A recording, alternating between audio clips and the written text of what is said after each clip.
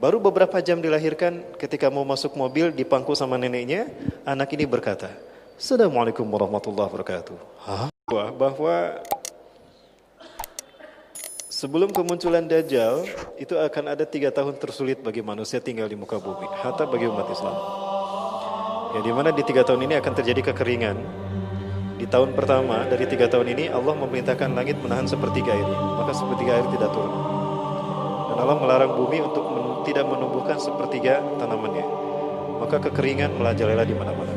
Di tahun yang kedua Allah memerintahkan langit antah bisa sulusai matriha. Allah perintahkan langit menahan 2/3 airnya. Lalu Allah perintahkan bumi menahan 2/3 tanamannya. Maka gagal panen makin tersebar di seluruh dunia. Nah, yang di tahun ketiga Allah perintahkan pada langit untuk menahan semua airnya. Fala tuqtiru qutrun minal minas sama. Maka tidak akan ada satu tetes pun, 1 tahun tuh nggak ada setetes hujan pun. Dan setahun itu tidak akan ada satu tanaman pun tumbuh. Kasirun minan nas yamutu bisababil ju', akan banyak manusia yang mati karena kelaparan dahsyat itu. Siti Aisyah bertanya, Aisyah kalau tidak salah bertanya, ya Rasulullah, fabima ya'ishu nas bidzalika zaman ya Rasulullah. Wahai Rasulullah, lalu manusia bertahan hidup dengan apa? Rasulullah menyatakan bitakbir wa tahmid wa tahlil wa tasbih. Manusia akan hidup dengan subhanallah walhamdulillah wallahu akbar. Ya, yakfi lahum majra'at at-ta'am. Itu akan mencukupi mereka sebagaimana makanan mencukupi, mengenyangkan mereka. Tapi artinya bukan memang dengan tasbih itu kita kenyang. Tapi Allah menurunkan berkah di mana mereka bertasbih, bertakbir, bertahmid dan tahlil. Malaikat Allah turunkan untuk melindungi mereka. Majelis taklim seperti ini. Jadi kalau mau hijrah ke majelis taklim, di situ kita akan selamat. Itu kata Rasulullah. Nah, para sekalian, itu 3 tahun. Di tahun ketiga itulah Dajjal muncul. Dajjal akan datang pada suatu kaum, berkata pada kaum tadi, "Matabuna bi rabbikum?" Apa yang kalian minta dari Tuhan kalian? Kaum itu berkata, "Kasirun minna yamutuna bisababil ju'. Lau tastati an ta'ti 'alaina ta'aman nasjudu laka rabban lana." Banyak dari kami meninggal karena kelaparan. Jika Anda bisa memberikan makanan pada kami, kami akan sujud menyembah Anda sebagai Tuhan. Maka Dajjal berkata pada mereka, mana pundi-pundi makanan kalian? Maka mereka mengeluarkan pundi-pundi makanannya. Ada yang mengeluarkan baskom, tolombong, magicom, catering, misting. Dajjal menggerakkan tangannya di atas pundi-pundi itu, lalu mereka penuh dengan makanan. Maka sujudlah mereka kepada Dajjal, dan paling banyak itu adalah kaum wanita.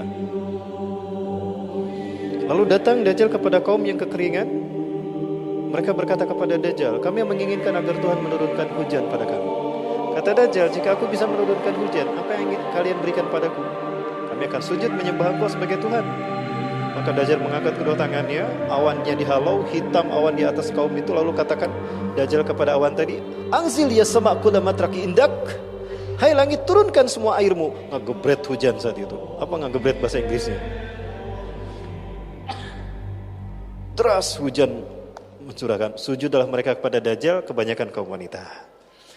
Lalu Dajjal datang pada kaum yang beriman, dan Dajjal tidak mendapatkan apapun dari kaum beriman, karena mereka tahu itu Dajjal.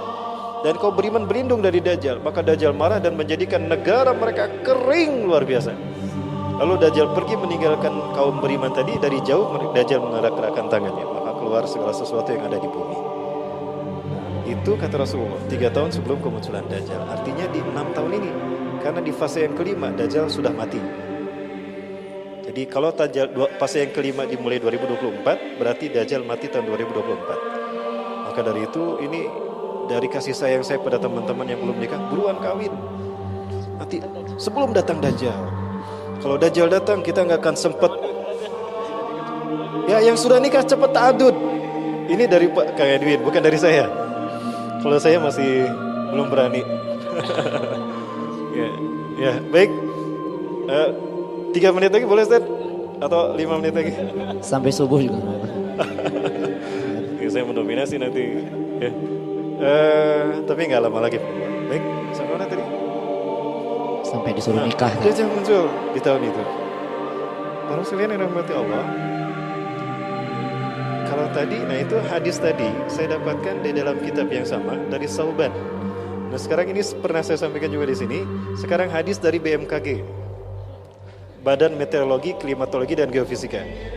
Di interval 2019 sampai 2022 akan ada badai El Nino yang akan membawa hawa kering, di mana di interval tadi akan ada 3 tahun kemarau panjang. Nah, berarti secara ilmiah dan secara nakli ini bisa dibuktikan. Berarti tidak lama lagi. Kalau menurut BMKG lebih cepat, tahun depan dimulainya. Jadi di saat kita pesta pemilihan presiden itu kering, ya, garing. Nah, di saat itulah justru Islam akan zahir. Islam akan zahir. Ya. Di mana Islam akan zahir, akan munculnya orang-orang pilihan Allah, aktor-aktor yang akan Allah munculkan. Yang pertama, Allah akan munculkan seorang pemuda yang akan mati di tangan Dajjal. Pemuda ini adalah pemuda terbaik imannya di muka bumi. Tidak ada yang lebih hebat imannya ketimbang pemuda ini. Ya. Ketika Dajjal datang, kata Rasulullah, saya tidak Dajjal ilal Madinah. Dajjal akan datang ke Madinah. Wa huwa mani'un min dukhuliha. Tapi Dajjal terhalang memasuki Madinah. Fa inna likulli babin bawabatil Madinah lahu malakan. Karena setiap pintu gerbang dari Madinah ini dijaga oleh 2 malaikat. Bisihamihim dengan panah mereka. Rasulullah menyebutnya dengan panah, bukan dengan AK-47. Jadi yang harus kita latih panah, bukan AK-47 ya. Betul angkatnya 47? Bukan 59? Bukan 70 ya. Nah, setiap Dajjal mau masuk dipanah dia. Dajjal takut, maka dia keluar, tinggal di Bukit Jabal Habsi. Di saat itulah keluar pemuda tadi. Pemuda ini datang menghadap Dajjal. Orang sembunyi karena takut kepada Dajjal, justru dia datang menghadap Dajjal.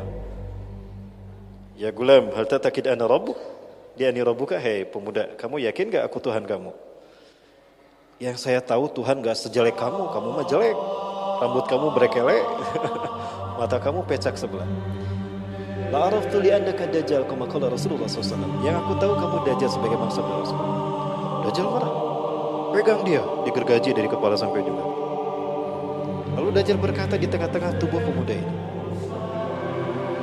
jika aku hidupkan kembali dia, apakah kalian mengakui aku Tuhanku? Apa kalian masih ragu aku Tuhan kalian? Tidak. Dajjal menyatukan tubuh pemuda ini dan bertanya lagi setelah dihidupkan, ya gulam majita tartabuna liani rabbuka. Hai kamu masih yakin? Masih ragu kalau aku Tuhan kamu? Bahkan aku makin yakin kamu tidak Dajjal.